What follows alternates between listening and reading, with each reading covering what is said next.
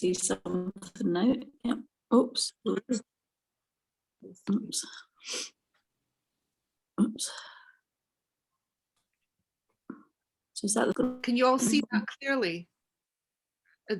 Yes. But I think that's the second photograph, isn't it? Yay, that's it. And just tell me then every time you want me to move it.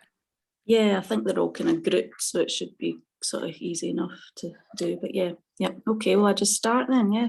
Please, great. Okay. Hi everyone. I'll just give you a wee quick bit of background before I start talking about patchwork and textiles and things like that. So I've been a textile sort of designer, artist, maker for 15 years. Full-time since 2006, and I'm originally from Glasgow. I did study at the Glasgow College of Building and Printing at North Hanover Street, which I think is where you guys are now, and I did an HND in design for printing, which became, it was a graphic design course, and I became a graphic designer for 12 years. I didn't really like the office environment in the end, and when I used to sample and experiment at the Glasgow School of Arts Centre for Advanced Textiles, called Cat Digital, in the beginning, when I used to create all these surface patterns, and that's when I realised it could, my designs could be realised onto textiles. I did leisure classes at the GSA and at the Glasgow Print Studio with people like Deirdre Nielsen and Will Maw. And then I started making limited edition accessories, cushions and scarves. So it wasn't really until about 10 years ago in 2011 that I started to patchwork. So this image here you're looking at is one of my sort of first original sort of designs. I started off patchworking with my own original silk that I designed patterns and were digitally printed onto. So the history of patchwork comes from America, so they say, but it actually goes way back into India and Africa and places like that. I see it as a sort of technique of reuse. So what I did was I would have all these silk square samples, because I used to do a lot more interior sort of work than I did fashion work in those days. And I would have all these little square swatch samples that were left over from sort of fairs and things, and my sort of books that I used to create, these swatch books. So instead of throwing anything out, I would sort of reuse these and make them into big patchwork pieces. And then I just, once I saw the finished sort of flat result of this, because I patchwork them myself as well, so I do all the sewing of the patchwork, I just realised that I wanted to see it worn rather than actually just a flat wall hanging or whatever. So yeah, this image here is one of my first pieces. One thing to say about this image is that the photography of it on a white background resulted in it being picked up by many magazines at the time. So that's a good sort of point when you've got an image on a white background, that the magazines quite like that. And that one was shown in magazines like New York Spaces and Los Angeles Dwell and all sorts of things, because I used to do international trade fairs. So if we can go to the next image, which is just, this is another silk, longer sort of kimono style robe. So again, the kimono shape that I choose to make a lot of my work with is also a very sort of good shape that's low on wastage. And, the way it's cut, the simplicity of the shape of it, it's one of the least sort of waste involved in that kind of pattern cutting. So that's another reason for that choice. Also, the digital printing is, you print to order quite a lot, and it's all very small batch, so there's not much wastage involved in that either. So yeah, this was taken on catwalk at SWG3 at an event called Scotland Redesigned, and that was probably a good 4 or 5 years ago. So if you can move to the next image. And this one is, yeah, the same again, the silk with the Japanese collar. And this is a photo shoot which was done in Dumfries by a local photographer. And I've been working with him quite a lot over the years. So I would say to you, I mean, especially in this field of textiles and especially in fashion, photography is massively important. And if you know any good photographers, befriend them. I think, do you still have the photography department in the top floor? Yeah, get up there and hang about up there and befriend some photographers. Yeah, because having a good one is worth its weight in gold. And if they can do it for free and you both end up with something out of it, then that's even better. If you can go to the next image. Yeah, again, this was quite a special one that I did as a collaboration with a couturier in the Highlands called Sandra Murray, MBE, and she sewed that by hand. And I created it was a special one to be shown in Chicago at an event called SOFA, which is a big sort of applied art show out there that Crafts Scotland took us out to. So this one was, I mean, they're all one-off pieces, but this one was really unique. And yeah, that was done as a collaboration piece, which I don't usually do when I'm making the clothing. So that was an interesting experience. On to the next one. Right, so that was all the kind of silk ones, and that's how I started, was just, I used all my own artwork digitally printed onto silk, and that's how the patchworks were created. But then I started to realise that my fabric sat quite interestingly alongside other fabrics that I hoarded, which I'm a fabric hoarder, got absolutely tons of cabinets full of it. So I started pulling out these sort of fabrics that were just lying there doing nothing. Again, the sort of reuse of things that are not being used. Or I would go around charity shops, I would cut up old pieces of clothing. People would just give me things, so some of it would be donated, some of it was specially sourced. So these garments here are what I would call, well, I used to call them upcycled, but that word kind of has lots of connotations. So I just call it, so it's reused and it's patchwork, but they're heavier garments and they're the same cut, it's the same cut as the previous ones that you were looking at. So it's the kimono style sort of coats and jackets again, but these ones are a real mixture. I mean, I can see on the model there's a bit, it's almost like carpeting fabric that I can see on her. I use a lot of interior fabrics because that's the kind of work that I used to do. I use old swatch books that are getting thrown away, just because they're already cut to size. And these garments are actually, they're reversible as well. So even the fabric on the reverse side can be reused.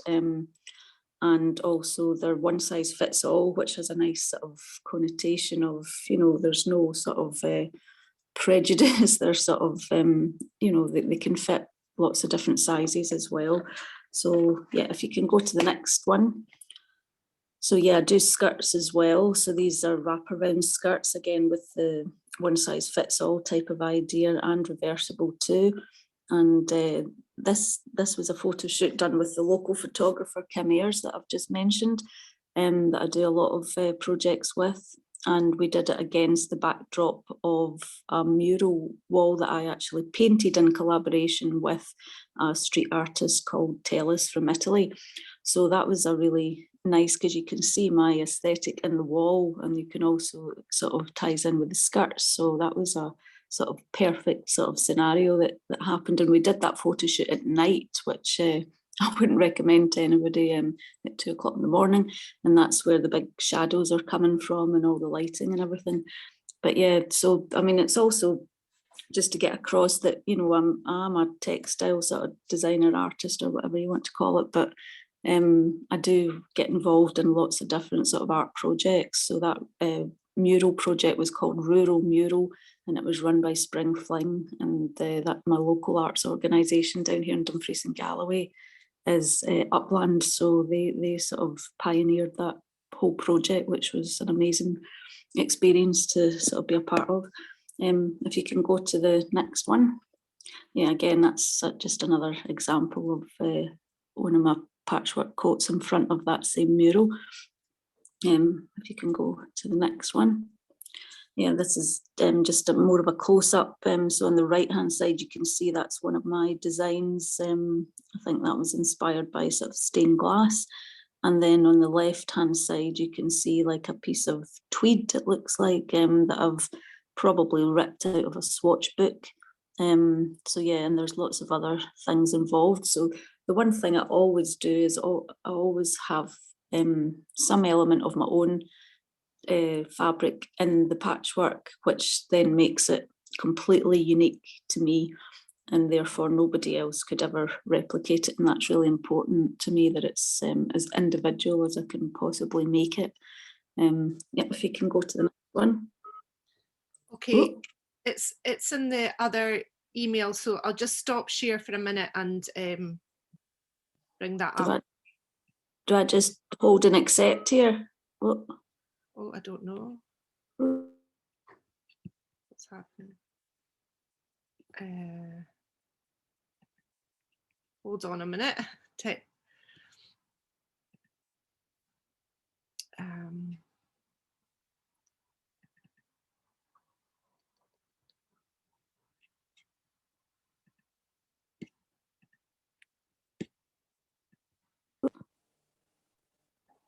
Just a slight interlude. I don't know what happened there. Oh, hi. Hi. I'm back. I think. Am I back? Well, just a wee interlude. We're back. You're back. Everybody's very quiet though. I don't know what's happening. You've muted them all. Everyone's muted. It's happening again. I've got this Dublin something coming up, and it's somebody's calling me, ending it. Oh, I don't. Oh. Someone's just calling her on her phone because she's doing it from her phone. I don't know. Right. Well, this looks like some natural dyes. This. How many emails is there? Is there a lot you have to jump between, or do you want to? Two, and that's two, right? Oh, that's it there. You can all see that, yes. Yeah. An image, yeah.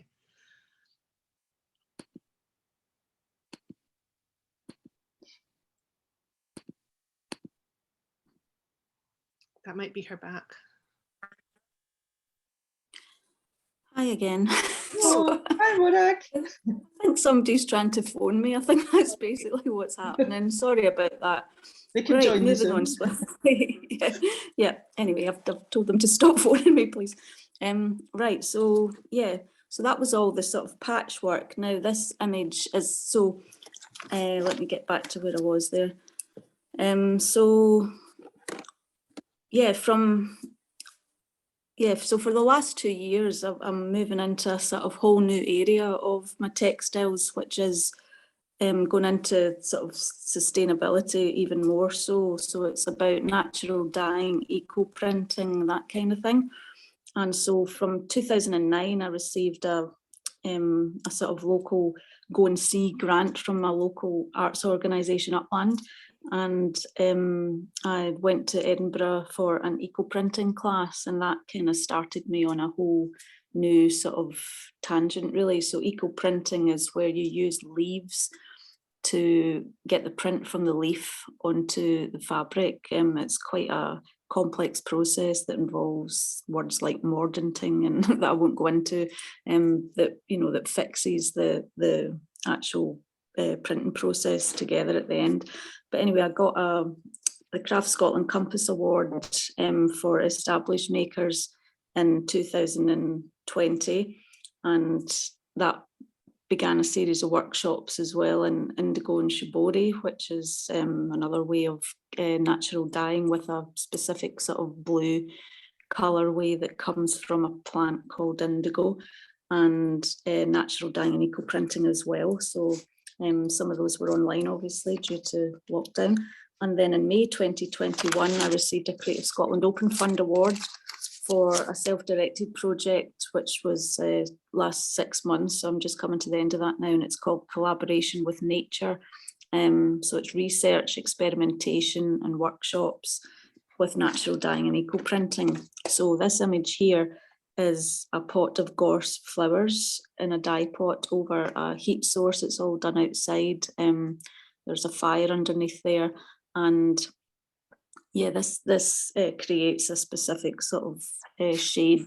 So all these different plants create different shades. There's a lot of good books that teach you what plants work, what colours can be achieved, and I use a plant identification app on my phone.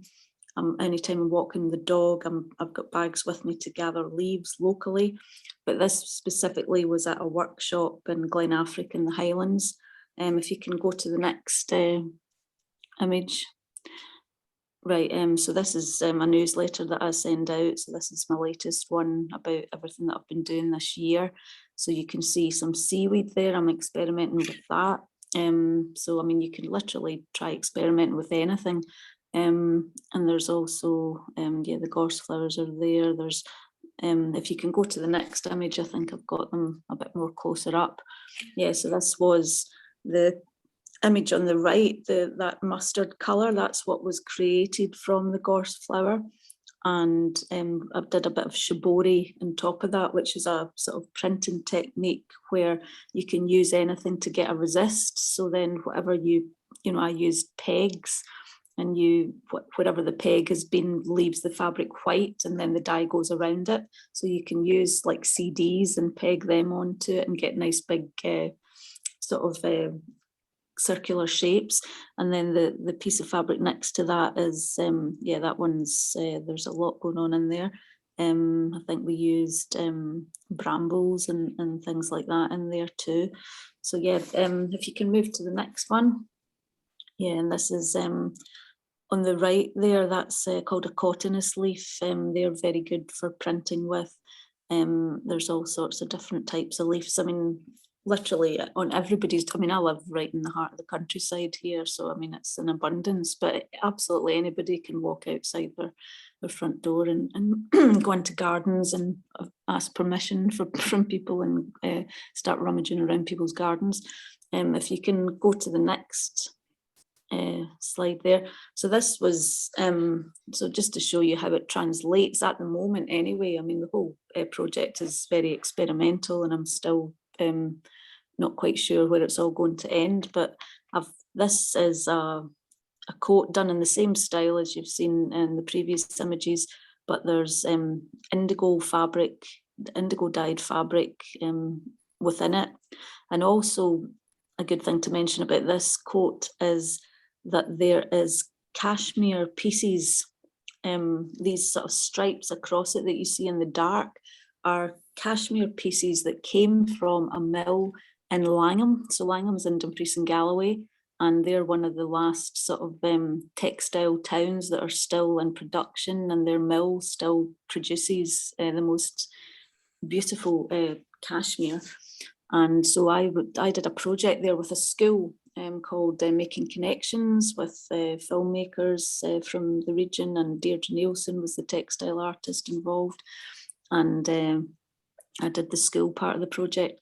So they gave me a lot of cut-offs from the mill. So I mean, that's a kind of brilliant way to reuse things, as approach businesses who make things and who have a lot of wastage, and they'll quite often be happy to give, you know, local sort of makers and artists sort of cut-offs of some extremely well-made and beautiful fabric like this cashmere, which is actually used by companies like Chanel today. So I feel quite privileged that I've got some of it in one of my outfits. Yeah, yeah. If you can go to the next one, and this is a comment on colour really. So I've noticed since I've been working with the natural sort of dyes that my colour palette has changed a bit. Now, one of my things that I'm interested in learning from this project is how to create bright colours from natural dyes, but there's obviously the thing about fading and colours fading, but what I want to do is kind of re-educate people that it is natural for colours to fade and it's unnatural for colours not to fade. So a lot of what we wear has been chemically messed with in order to keep it the way that we're used to, and we really need to start shifting our own minds on all of this and get used to the fact that when things are done naturally, they maybe don't have such a long shelf life or whatever. Although, I mean, naturally fading colours can be just as beautiful as when they were before they started fading. So you do have a long life with the product, but it's a whole different mindset that needs educating on. But I'm also interested in the colour, why colour came about naturally. So from like going way back into history, the rural poor always wore sort of, all the kind of earthy colours, but that's because they were hand dyeing with what was on their doorstep, because they couldn't get into the cities where all the ports were bringing in all the imported colours from, say, likes of Turkey and India, and it was therefore the rich people who would wear the bright colours, hence the names like regal purple and royal blue still stick to this day. So I'm very interested in the rural poor who were just using what was on their doorsteps, and that's what interests me. So that's another aspect of this project that I'm sort of looking into. So if you can go on to the next one. And that's a skirt that I've created. So there's a mixture in there at the bottom part. That's a bit of eco printing with a leaf, and there's also, I choose quite often botanical, when I'm reusing other people's fabrics, I'm always on the lookout for nice sort of botanical sort of patterns. So I use, there's a lot of reuse going on in there. And in the very left hand side, you can see a little bit of mown pattern that's been digitally printed. I am trying to move away from digital printing because of the chemicals that are used in the inks, but at the moment I'm not 100% there. So I've got this kind of half and half sort of hybrid thing going on. And the belt of that skirt is the cashmere from Langham. So that's a nice wee addition to it as well. If you can go to the next one. I think, oh yeah. Right, so these are events that I've been working with recently that are very sort of environmentally so this is the COP26 event down in Dumfries and Galloway. It's a flag making sort of parade. So we're I was doing a bit of community artwork and workshops with this, and we're flying flags about climate crisis, and we're hung them on a local ship and or a big sort of sailing boat, and we did want to sail the boat up the Clyde to the COP, but that's not been possible. So this was a nice again, just trying to get across that it's not just me making clothes. It's I get involved with community artwork and all sorts of other things within my practice. So that was a really nice project, and it just happened very recently. That was a good one to be involved with. If you can go to the next one.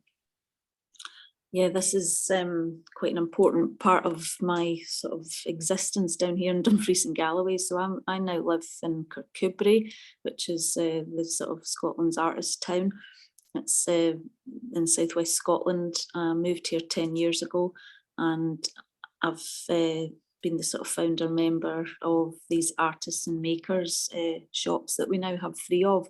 They started as a pop-up shop on the high street in Kirkcudbright, and we've now 6 years later got 3 shops, and they're all permanent. We've got 40 members, and we run it as a cooperative. So that's the kind of important part. That's a really good way of sort of selling your work, if you can get together with some other makers, split your costs for shop rent, and show you, and in a good location, which we've got in Kirkcudbright. We've also got one in Castle Douglas's Main Street, and we've got one in Gatehouse of Fleet, which is a seasonal one. So that's the winter poster for Kirkcudbright shop this year. There's 17 artists in the Kirkcudbright shop. So yeah, I mean, that's one of my main places actually where I sell, especially during the summer, because it's quite a seasonal tourist town. So we get a lot of visitors in the summertime. So yeah, that's a good place. And it's a cooperative's a very sort of sustainable business model. It's a flat structure, there's no bosses, and we all make all our decisions democratically. So I mean, that can take longer, and it can cause issues as well, but overall it's a good way to do things, I think. If you can go to the next slide. This was just recently a shop in Dumfries called Circle Vintage. It's owned by a couple who are really into their vintage clothing, and they're really into the message of, you know, buying secondhand and everything. And this was a fashion show just a couple of weeks ago called Redress to kickstart the Dumfries slow fashion movement. So again, all about slow fashion, all about you know, reuse. And I showed one of my latest sort of creations, which I call the shepherdess coat.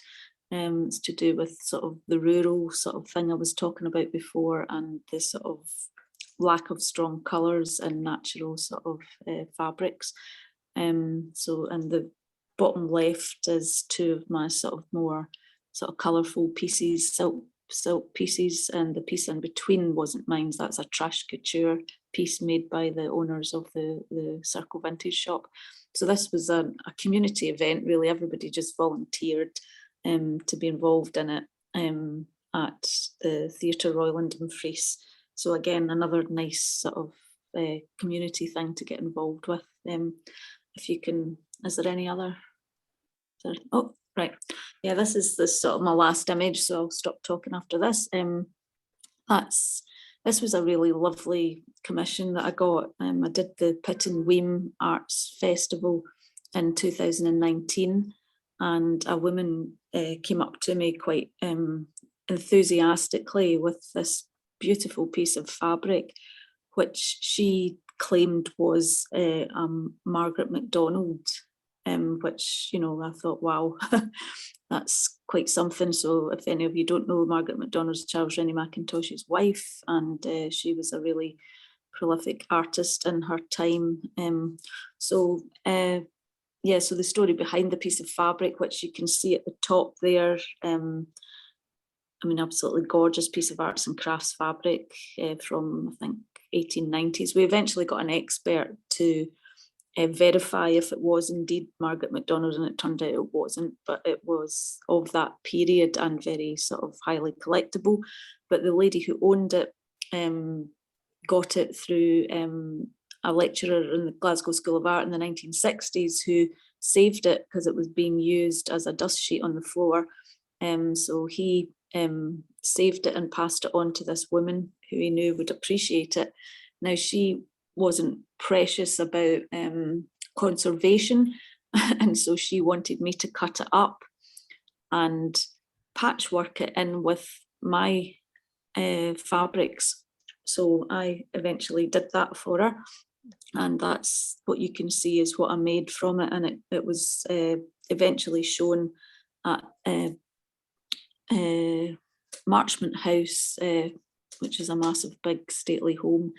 They were having an arts and crafts textiles celebration, and they are now trying to set up a modern day arts and crafts movement. So that was lovely to be able to show it there after it was created. So that was probably one of the best sort of commissions and most interesting examples of reuse of fabric that I've ever had. And you can see at the top there my layout of the, you know, that's where I laid out all the different designs with that original fabric before it turned into the final garment that you see at the bottom there. So that's been my sort of favourite commission, I think, to date. So that's, yeah, I don't think I can say anything else really about patchwork and reusing fabrics and things, but I hope that's been helpful. Yeah, sorry. Stop share. Yes, thank you. That was great. Thank you. Anyone got any questions?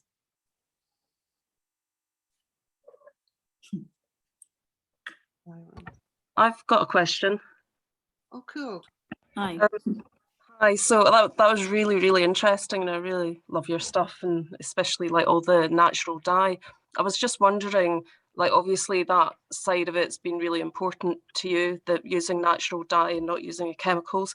What about the materials when you're not using or not able to use like reuse stuff or offcuts? Is there like a material that's best? I don't know, like bamboo Oh, or yeah. organic cotton Yeah. or whatever. Yeah, you mean the base cloth then to print Yeah, onto? Yeah, I mean, the stuff I use is natural 100%. So even when I'm digitally printing onto it, so it's I always use either the linen, which is a kind of they call it a scour linen. It's non-bleached, so it's got the original beige sort of color. I use the cotton, 100% cottons, 100% silks, and 100% sort of fine wools. But for my new collection of sort of natural dyes, I am starting to look into, because there are quite a lot of fabrics available now. So like organic cottons or bamboo or hemp even. okay. So quite interested in hemp, but it's, when you're doing the natural dyeing and when you're doing the eco printing, things that are, it's all to do with the weave of it and how sort of tightly weaved it is. And it's the same with digital printing as well. When you want to get a surface pattern onto something, it has to, the tighter the weave, the better, I think. So yeah, that all needs to be I'm still sort of developing where to go with all of that. But yeah, at the moment, I do want to do a lot more experimentation around hemp in particular. Okay, Mm. thanks. See, Morag, just following on from that, see when you use the sort of natural dyes, is there a particular way you have to wash the clothes then, that people, if they're buying it, do they have to, will that just, how do you sort of Fix it. fix it? Yeah, that's in the mordanting process. So you use a mordant on your fabric first before you dye it. And that's, it's difficult to say one mordant. I mean, you use iron water, sometimes you use aluminium acetate. It can get quite scientific and get quite sort of, obviously that's, you try and keep it as natural as you can with the mordants themselves. But it's, that fixes it. So there is no, you can wash. I know that's the one main thing that everybody always thinks immediately when you talk about natural dyeing is, oh well, it'll just fade and wash out, but it won't if it's been mordanted. But what it will do over time is fade, definitely. And that's, you can't avoid that. Well, not that I have researched, but maybe somebody someday will come up with some kind of invention that's a natural way to do that. But at the moment, the reason all our clothes don't fade is because they're chemical, there's been chemicals used. So if you don't want to use the chemicals, that's your kind of trade-off. You have to sort of realize that there will be fade over time. But I mean, we're talking like years and years with some of it. And maybe then you have to think about how often you wash things, because I suppose putting things in washing machines, and that's not very environmentally friendly either. So maybe we are going right back to, the beginning of all of this and sort of acting like our ancestors and our, in history did, who knows. But yeah, it's all quite fascinating, all that side of it.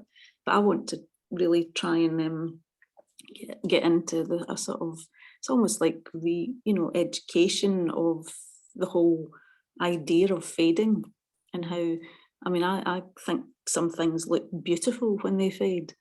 So, it can actually enhance something once it fades, and it's the same with everything, everything fades in time. I mean, that mural that I created is now faded, but it actually looks quite interesting now that it's faded, it shows there's a sort of story there and a kind of character. Yeah. And I forgot to mention a bit about my patchwork, just when you said the word story there, like that's my next sort of collection will be patchwork stories, and each garment's story and what, from all the different sort of swatches that are contained in it and where they all came from and the connection between them all and why I've used them all together. So I'll hopefully bring out a collection soon that focuses on the story of the patchwork and make that quite a prominent feature of the garment. Yeah.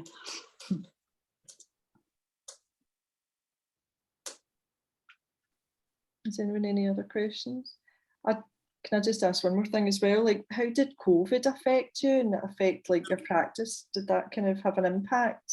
Obviously with people not coming in the shops, but with what you were doing? Yeah, definitely. I mean, most of how I sell is through shows, in-person shows. You know, I go to things like the Great Northern Contemporary Craft Fair in Manchester, and these kind of events, and I do quite, I was doing like about 12 of them a year, or, at Christmas, October, November, December, you get loads of them. And that's usually the best time to sell for me anyway.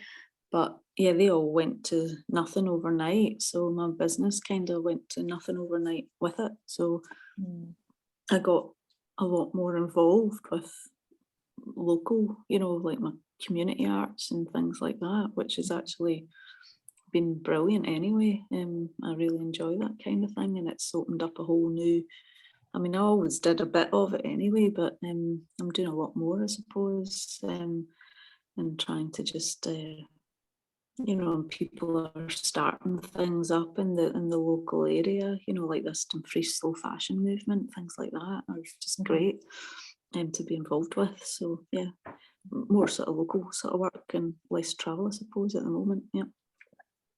Do you think this spring fling, sorry, will be back to face to face more next year? Yeah, it's going to be a big event next year. They're making it a 4-day event, and it's I think it's something like 20 years of spring fling or something. So it's going to be a back with a vengeance kind of event, and yeah, we'll all be in our studios. Although I used to have a wasp studio in Kirkcudbright, but I don't anymore. So I'm not sure if because I've got a sort of garden studio, and because I work outdoors now more with the natural dyeing stuff. So yeah, I've got to sort of think about whether I want to open up my gardening home to a big group of people or not. But yeah, no, I think spring fling next year should be really great. Yeah, Reader Shanty wants you to. My dog, who knows how she would cope. Overexcitement, jumping on everybody that comes in. Yeah, if you keep us up to date then with that, if like send me the details, I can let the students know as well if they fancy going down to it. Yeah, that's a lovely event. There's usually about 90 to 100 right across artists opening their studios right across the whole region, and it's there's some really great work goes on around these parts. So yeah, it's nice. Has anybody got any other questions? No. I'll put your website in the chat anyway, if anybody wants to. I think you've got a big fan there with Ailey. That's nice. Yes, Morag, I've been checking out your work. I've just done up a room, one of we've got a lounge, a top lounge, a kind of snug. It's a small room, but I'm looking at your cushions as we speak. And I would love one of your pillows. They're just stunning. Oh yeah. No, I love your work. Oh, thanks very much. That's very nice of you. I love that wraparound skirt there with the leaves and everything. That's gorgeous. The purple one. Yeah, I like doing that one. Yeah, it's nice to have this cashmere at the moment to work with. It's such a privilege and a luxury. Yeah, but it won't. That's when you get things. It will run out at some point. So then I'll have to think of something else. So it's constantly ever changing and ever evolving. Yeah. Yeah, I mean that was a good tip. Like this sort of the offcuts from a bigger sort of place and everything. Students could ask around and bring in offcuts to use. Yeah. I probably don't do enough of that. I'm more of a charity shop sort of person that just loves going around charity shops, and then I like the process of ripping things up, and then you end up seeing how it was created in the first place. So it's quite interesting to see how things are made and how easily they rip up, to be honest. Yeah. And your photos are really good. I like how you mentioned about the white background to show kind of a product shot. And then your other ones kind of tell stories and set moods. They're kind of, I don't know, are almost like theatre or something. When yeah, I mean that's yeah. Kim here's the local. He's local down here. He's been of guy. He does everything himself, you know, in the whole beginning to end sort of thing, and he is very. He does like a bit of theatre, so it's probably his influence as well in there. So it's a bit of like get our heads together and sort of come up with ideas together, and then he can sort of realise it with all these skills, with the technical skills and the lighting. Lighting's amazing in photography, and he's pretty much a master of it. So that's lucky to have him to work with. Hopefully I'll be doing another one with him with this whole new sort of collection of natural sort of dyed stuff. I probably will try and do some that isn't patchwork, that is just sort of natural dye, you know, and nothing else. So I need to think about all of that, and we'll hopefully have a photo shoot next spring when all the plants and everything that created the fabric start to show again, and we can sort of get some kind of photo shoot going like that. That's very much about the outdoors and what went into the creation of the garment kind of thing. But yeah. Thanks. Has anyone got anything else to ask? Can I just ask you, we're going to do patchwork in the next block. So see when you're working with silks, do you find them how do you cope with attaching them to heavier materials?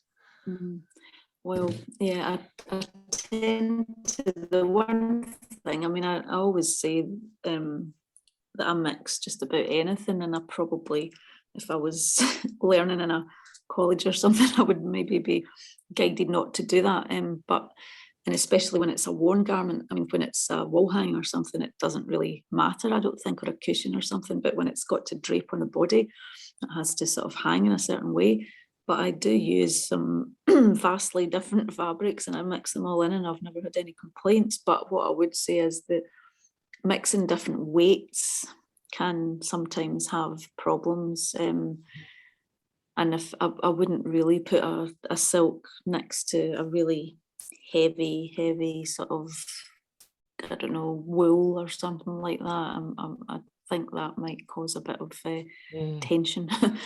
But so in the beginning, I did all silks, you know, and now I actually do a version of patchwork, which isn't patchwork, which just looks like patchwork, but it's on one piece of silk, because that drapes really, really well. And I mean, patchwork and silk is, well, working with silk full stop is really, you know, it slides all over the place and all that, those kind of sort of comments that you always hear from people. But I don't actually finish my garments myself. I get a finisher to finish them. So I just create the fabric. So I create the surface pattern onto the fabric and I patchwork them. And so once the fabric's created, I hand it to somebody else to finish it. Yeah. Brilliant. But silk's a tricky one. It really is the most tricky one. Yeah, but it looks really great. Yeah. Thank you.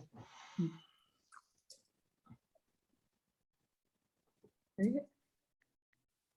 think that's everyone, Morag. So, yeah. I'll just stop.